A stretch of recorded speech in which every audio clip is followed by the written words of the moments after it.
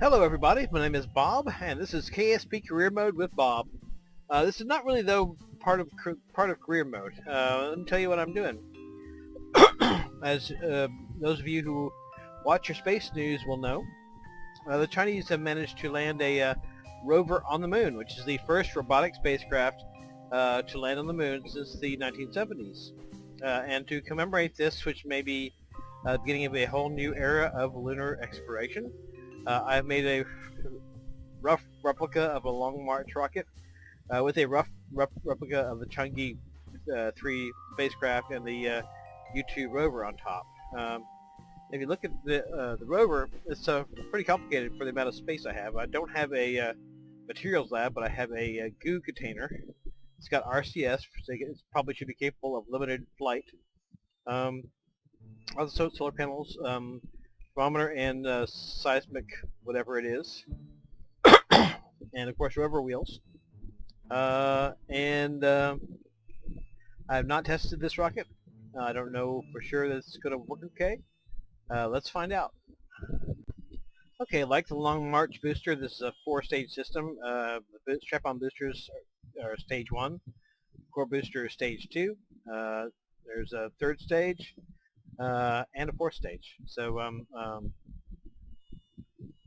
wait, did I get that right? Yeah, 4 stages, yeah. And then, of course, not counting the payload itself, which is the booster. So, don't know how this is going to work. I haven't tested it. Let's find out. In 3, 2, 1, and go. Okay. Launch appears to be good. Trifle slow getting off the pad, but that's okay.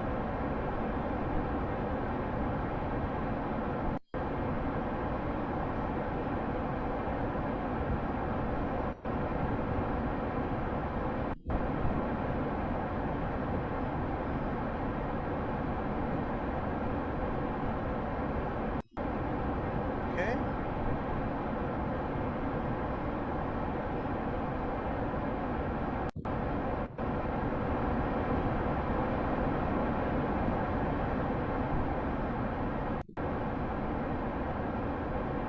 I'm going to pick up some speed now. Standing by for first stage separation.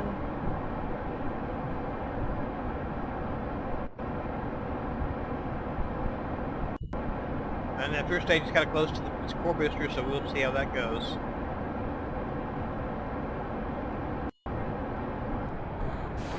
First stage, oh, well, okay. Hence the problem, yes. I thought that could potentially be a problem, and in fact it was.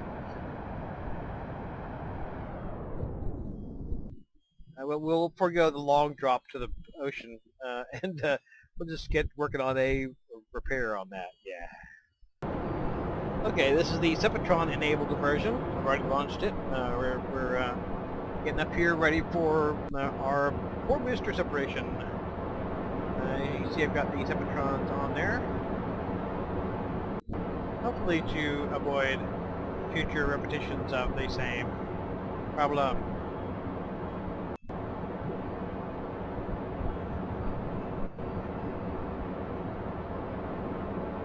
Okay, standing by for first stage separation.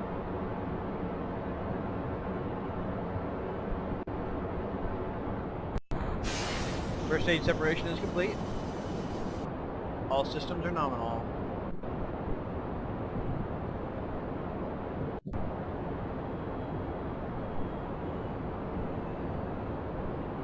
Took it a second to start getting back to picking up speed again. That's okay.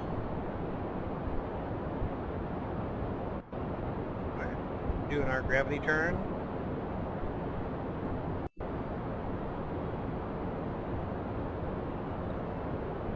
Now the real Long March 3B, I think it is, Long March 3B, uses, it's not, it's hypercolic propellants for, I think, all stages. Unsymmetrical dimethyl hydrazine or something like that. It's not a monopropellant, it's a bipropellant. But that sort of thing is often used for monopropellant. So yeah, so there's no liquid oxygen or hydrogen in the Long March rocket. It's unsymmetrical dimethyl hydrazine and like nitric acid or something. Okay, standing by for second stage separation. Let's take a look at our map. So we got a long ways to go.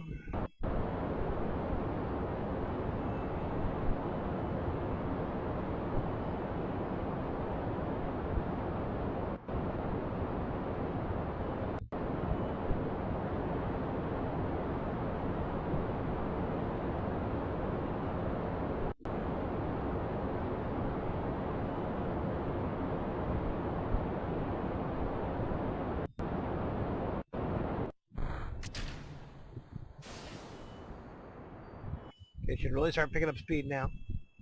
I'm going to tilt it over a little bit.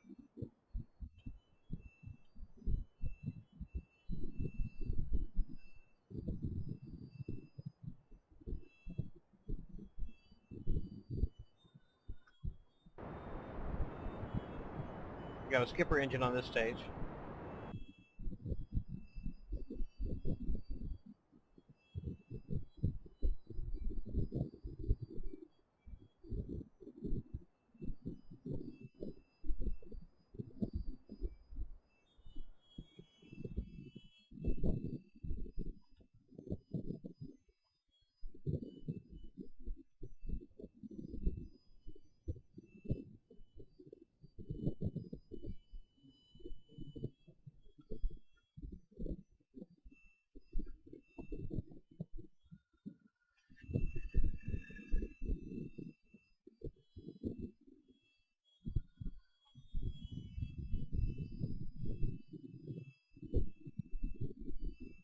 Okay, we're going to fire back up again at about T-minus 30.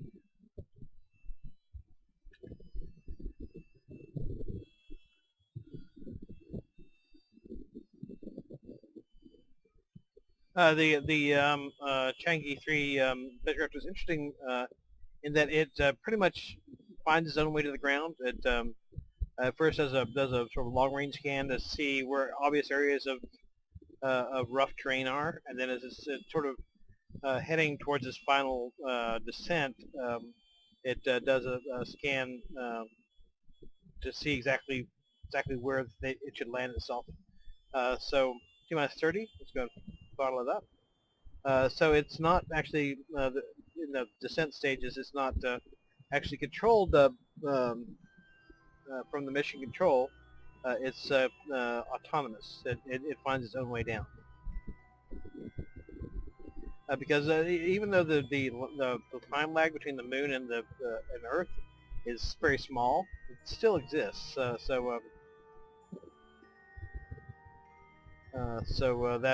helped it to find its footing a little bit more assuredly than maybe it would if it was piloted from the Earth. Plus, I don't think that China has quite the communications apparatus that maybe the United States or Russia does. And so it may have been simply practically difficult to remote control, even if they found that desirable.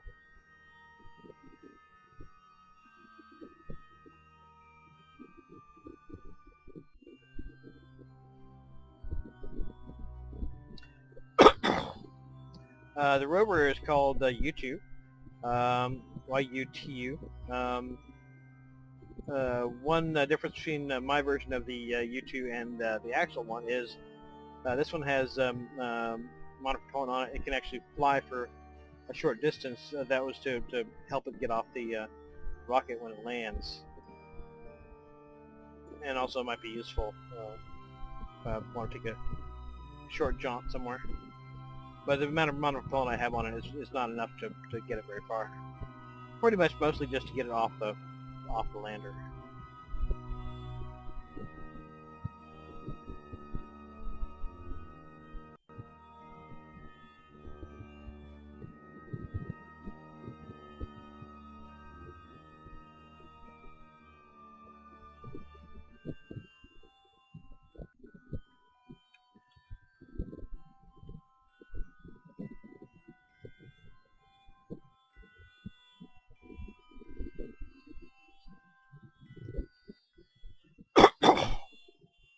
and the landing was carried live on Chinese TV.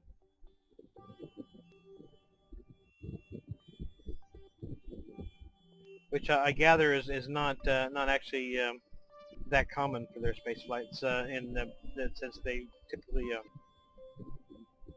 pre-record, you know. Okay, so we got to orbit.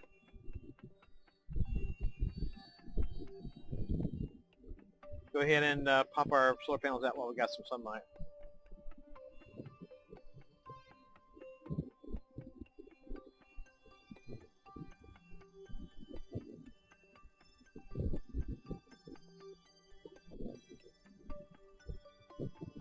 Alrighty.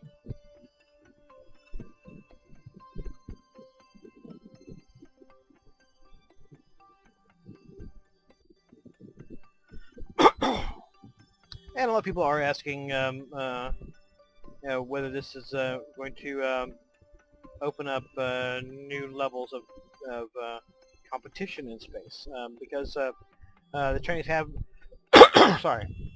have announced that they do want to put a man on the moon. Of course, people say stuff and it doesn't necessarily come to pass, but I think it's probably a very reasonable chance that they would actually do that. So the question arises, should we do the same, put a man on the moon again? Should we, of course, I'm going to think that my opinion is going to be that we should kick it up a notch one way or another, but you know, there's a question of, is manned exploration really the most optimal thing as far as getting use of resources, which really the next stage of exploration is going to be what's called in situ resource utilization. And the Chinese program is actually very much focused on that, finding resources and being able to make use of them. So it's an interesting time after a long desert of time for moon fans. It's an exciting period of time.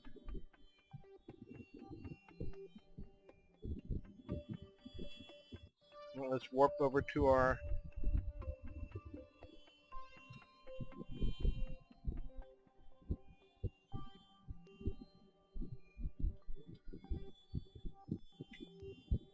let's find our blue spot.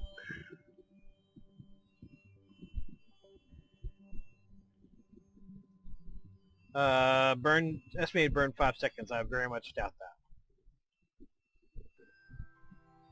that. We're going to probably head out about T-minus 40. Yeah.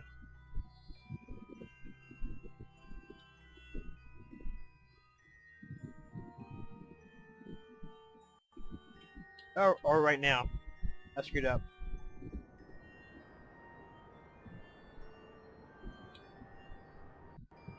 Oh well, close enough for government work. Okay. Go ahead and jettison that stage.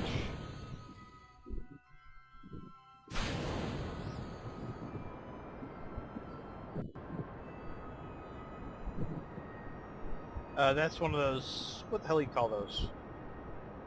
Barbecue engines, yeah.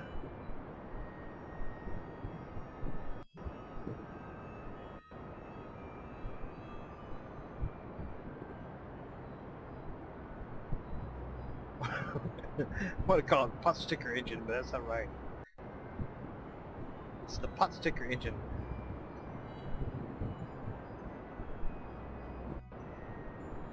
Alright, standing by for engine shutdown.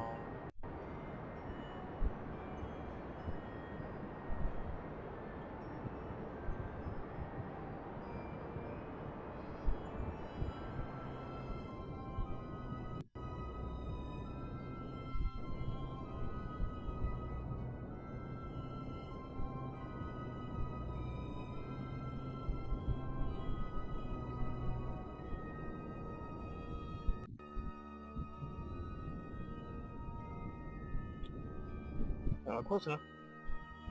We'll wiggle it in manually.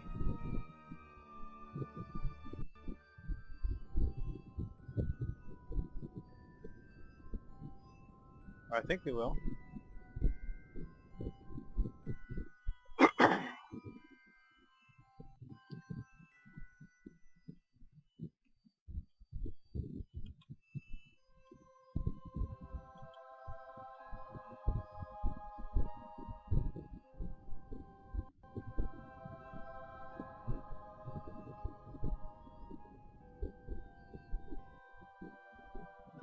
Yeah, 500 meter periapsis is probably not going to work too well. Okay, that should be fine.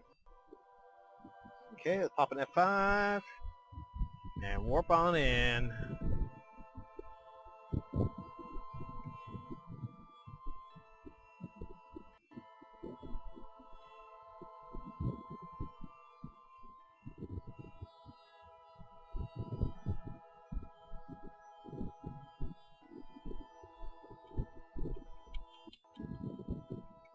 Alrighty. Another number of other probes. That's when I put up their off camera. Uh,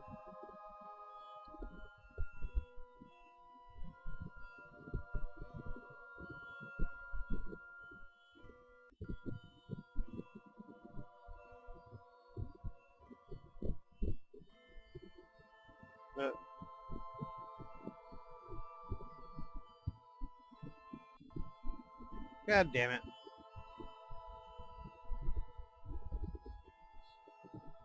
Also in, shall we say, interesting news, it appears KSP is going to have multiplayer. I'm not quite sure what to make of that.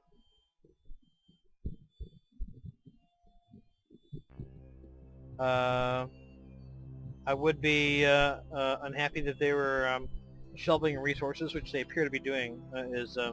Appears that they may not carry out their plans, original plans to have resources, and also they've then actually had multiplayer, which they said clearly in the past wouldn't happen. Well, apparently it's happening now. But I would be unhappy about that, except that I'm pretty sure that Major and the Keythane people are going to pick up the slack as far as resources go.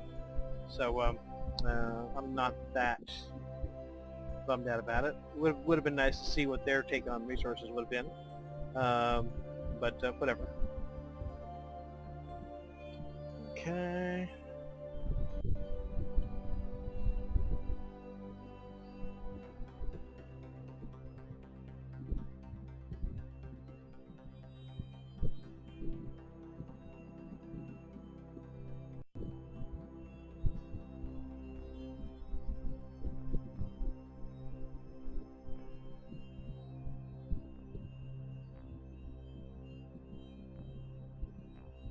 17 seconds, I actually sort of do believe that.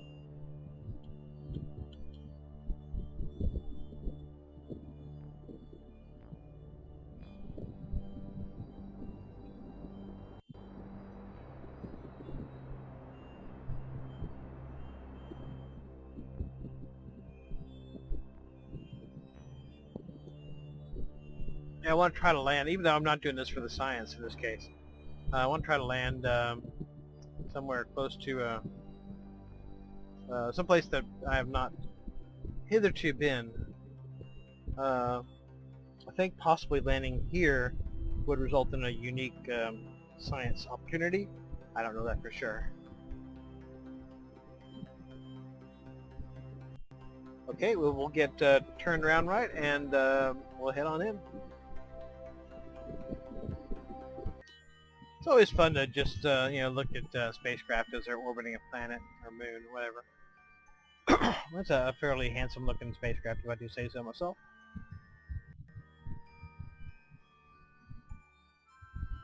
Okay, we're about to do an inclination change burn to get us over this crater, because I'm thinking that because of this channel here connecting the two, it's possible that it may regard that as a unique spot.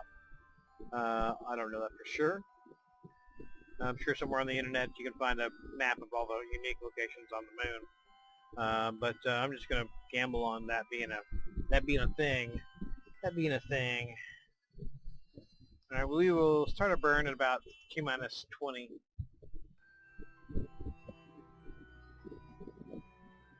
They're about right now, yeah.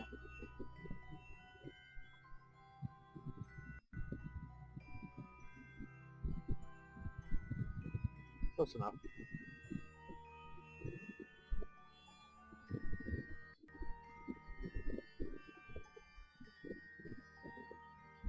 Let's give it a little bit more. That should work. I'm aiming for a fairly narrow target, so we shall see how that works out.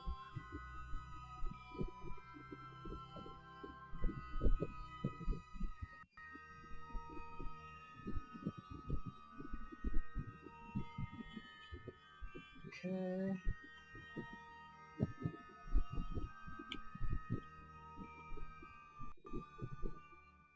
Enough for our next program burn.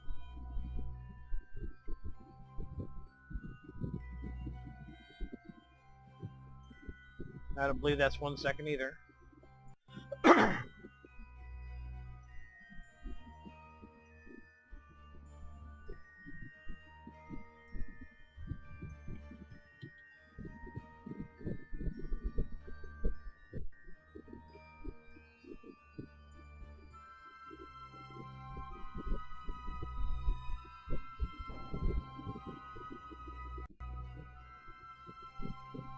All right.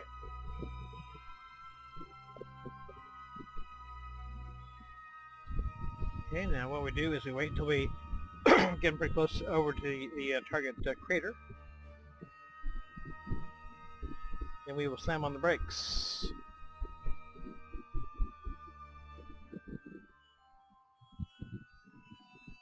We got a ways to go.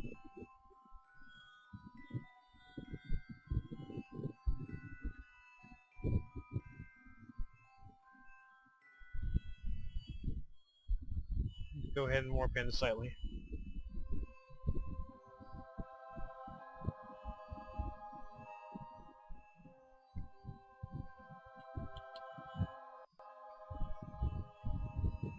Okay, I'm guessing that this is it right there, so let's go ahead and wait. Wait just a sec. It's still got a fair amount of fuel in this tank, and it's got a fair amount of oomph, so I'm going to guess that we can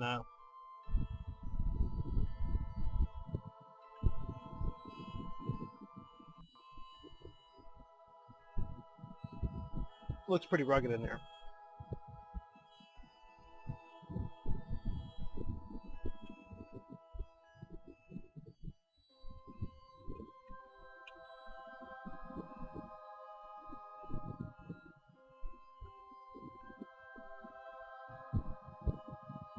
Yeah, at this level it doesn't look anything like what it looks like on the map. And it does look quite rugged.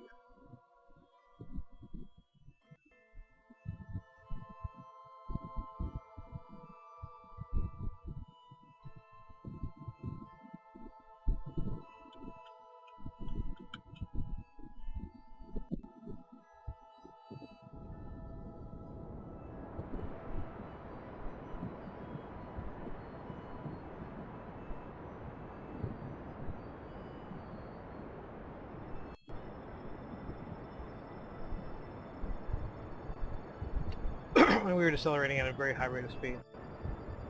We were traveling at a very high rate of speed.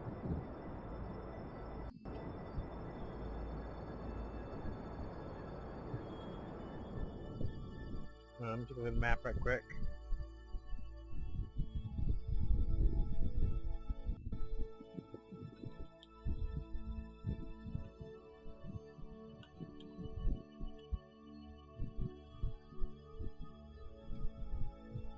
Okay, 9,000 meters.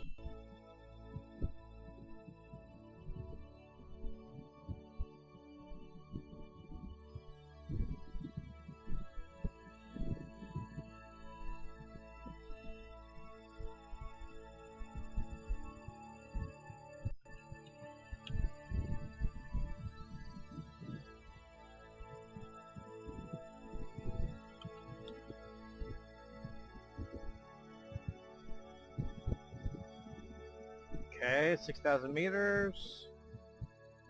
I want to travel over this central area a little bit before I really start hitting the brakes.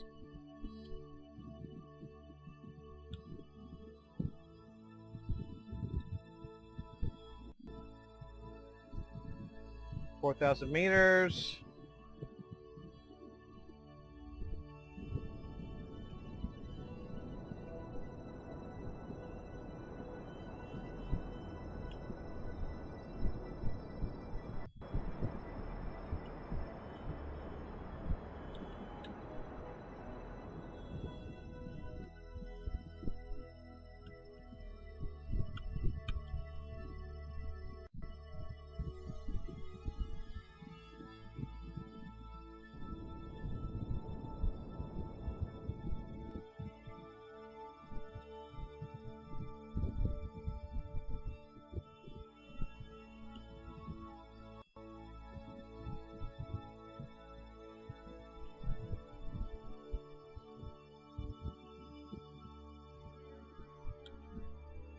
Okay, we're over the target area, so let's go ahead and kill all horizontal velocity.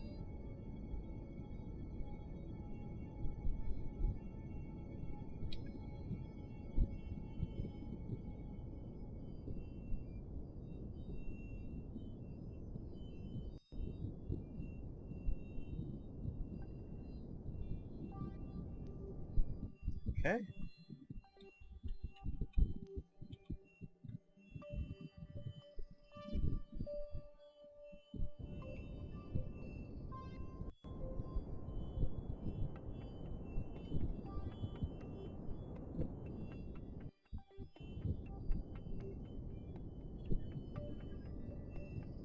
Okay.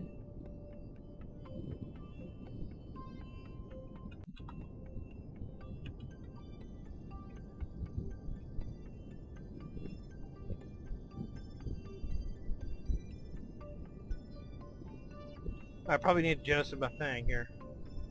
Jettison the thing.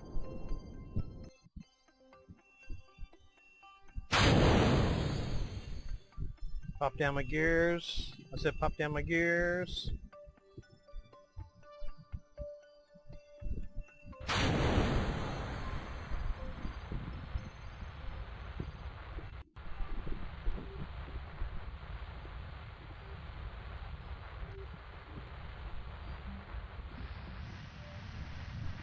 Hope I don't get hit by the debris.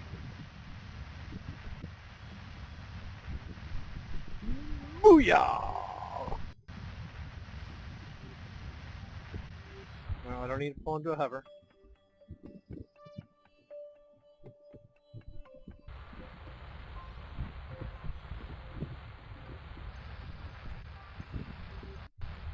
Yeah, this is kind of touchy because it doesn't have much thrust, so seems like it's seems like wavering between not braking enough and braking too much.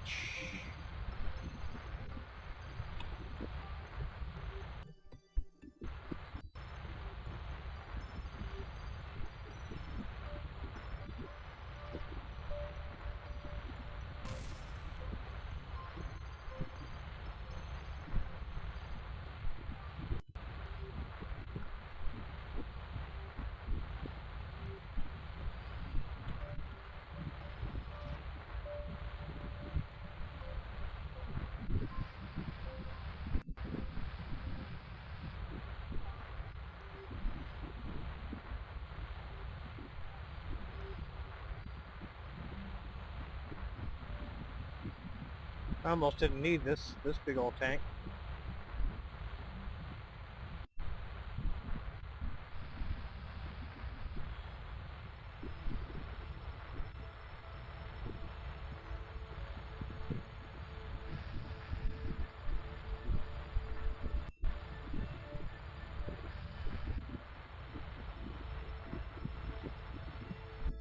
Okay, that's a bit of a slope.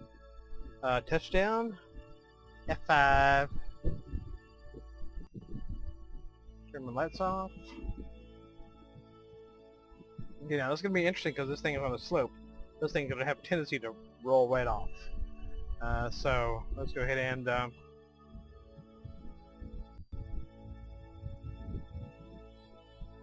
okay, yeah, this could be technical.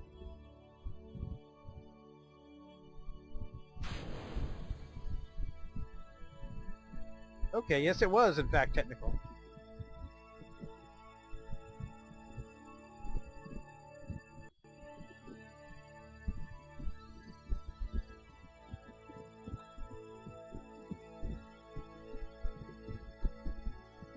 Wow. That is one robust little spacecraft there. I don't see anything missing. Go ahead and hit the brakes though. Yeah, after all that, I don't see anything missing. Let's go ahead and we'll go with this. All parts appear to be attached. Go ahead and log some temperature and transmit. Again, I'm not doing this for the science because at this point you don't really get a lot of science from the moon. You know, they need further out to get log seismic data, transmit. But I mean, every little bit helps too. But, you know.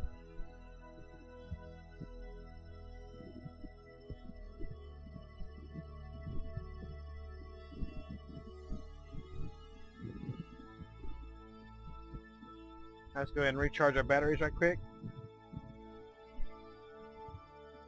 Time compression. Okay. And observe the goo. Okay. Transmit data.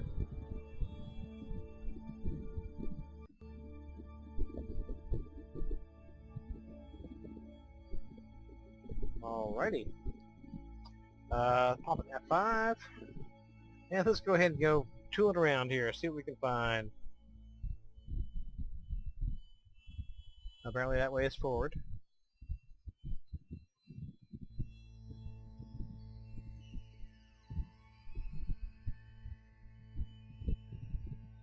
Ooh, looks like we have a little ski jump down here.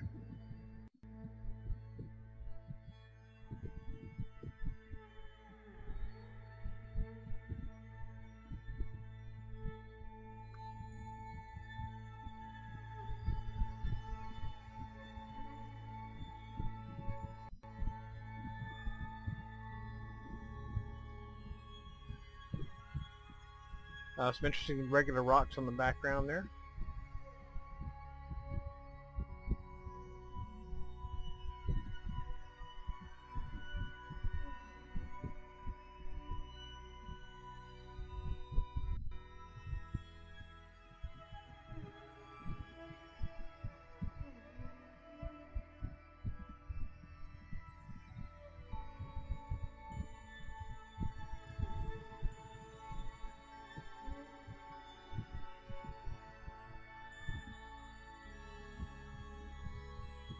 Whoa.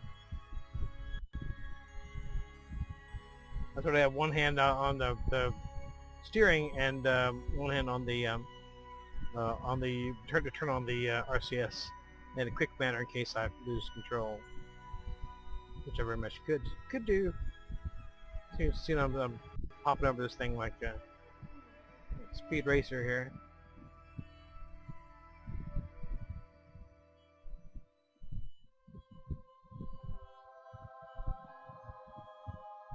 I hope they haven't got hard rocks yet. Nope.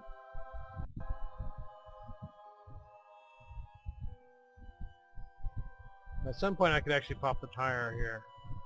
I don't think I've reached that point yet.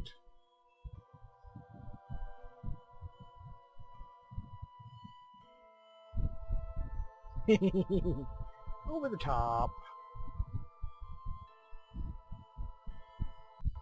Go Speed Racer, go Speed Racer, go Speed Racer, go!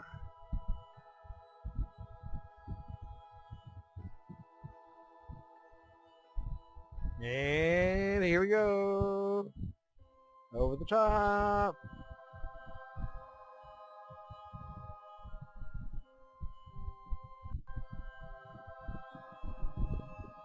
I think we're airborne now.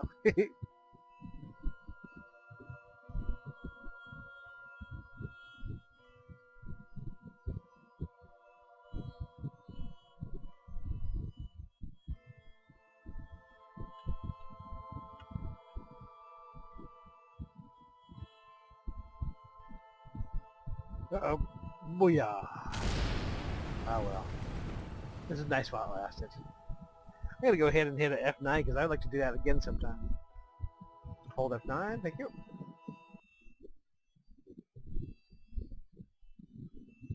That was pretty fun actually. I like that. Okay, well that's all for right now. Hopefully the Chinese are not going to stunt ride their rover over hills or anything. And until next time, hasta la vista. Adios.